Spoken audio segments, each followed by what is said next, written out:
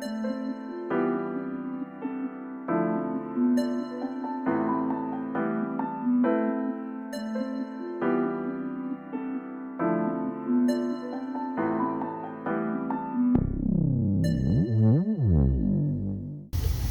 here we are. It's Grumpy and Mr. Obvious.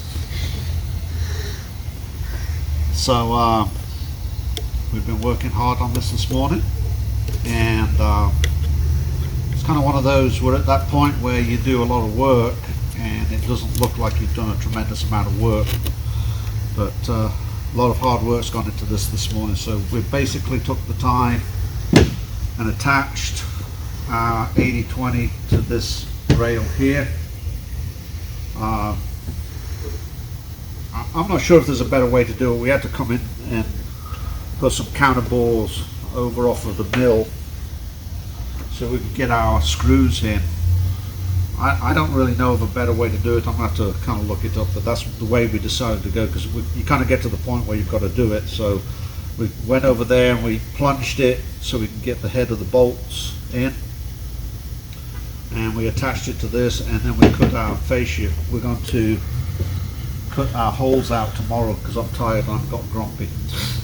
So we went ahead and installed our, I don't know if you call these nutserts, but they're very similar to a nutsert. There's one over there that's already squished. These ones, as you can see, maybe you can see the difference, really mushroom on the back side. So maybe, I don't know, Michael may need to put a steel or something, I don't know. But we installed these today so we can start to hold this down. When we took this job on, I expressed to Mitch I was very concerned about this particular aspect of the build. So it went fairly well. I thought it went well. I don't know how you feel about it, Michael, but I thought it went well. There is actually wood up here. So we had to go to a different style of nutsert up there, and quite honestly we probably could have got away without a nutsert and just gone straight into the wood. So we're very close at this end right now. We did a test fit this morning again on everything. We've been drilling all of our access holes, notches, stuff like that for water to get out, water evacuation, that kind of stuff. And we spent a lot of time on the back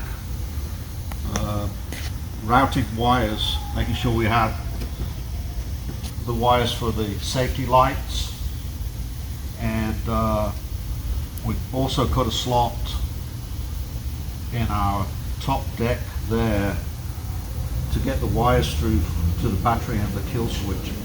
Didn't really want to do that, but it just didn't work out the way that you'd like with the route on the wires. It just wasn't a good situation, so we put a minor slot in there. It doesn't really make any difference because the 80/20 goes all the way along the back. We've got to cut our fascia here, and that's where we're going to have our switches for lights, bilge pump. What else? I'm not really sure what else. I think a main on-off switch for a couple of the items. I don't know if we're doing that to turn the graphs on and off. But anyway, they'll update me on what we're going to do in that area. So, been a busy morning, and we've cut the side cover for that side over there. We wanted to install it on the inside, like we did this one. We will be cutting these bolts down, so don't write me hate emails. But we can't do that because we've got to get the battery in and out, and that's the way the battery comes in and out, is on that side. So the battery's going to be strapped down. You pull that cover, you'll be able to slide the battery out that way. So we end up having to attach it on this side so we can get the battery in and out. If we'd have done it on this side, it would have been a really big pain to get the battery out, and although it would look aesthetically good, it just wasn't practical. So we want to kind of keep things as practical as we can. So that's kind of what we have going on. I don't know why we invited you over here. Alrighty guys, so I just wanted to show you this panel. Grumpy, we didn't talk about it, so I just wanted to go over what we got going on. This is his control panel. There is a Perco switch, is on-off Perco switch. We got a circuit breaker for his trolling motor, and we got our fuse panel with our slots. It's a 6-bank with a negative bus, so we can run all the electronics sort of things back here and everything be nice and tidy. And then this little gray thing right here is for his chargers. So the customer went with 2 Dakota lithium chargers, or 2 Dakota lithium batteries, a 24 volt and a 12 volt.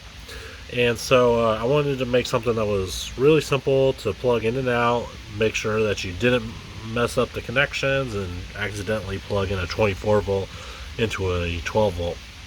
So I took a Doge connector, and I have 24 on one side and 12 on the other, and then he just simply, at the end of the day, plugs it in, boom.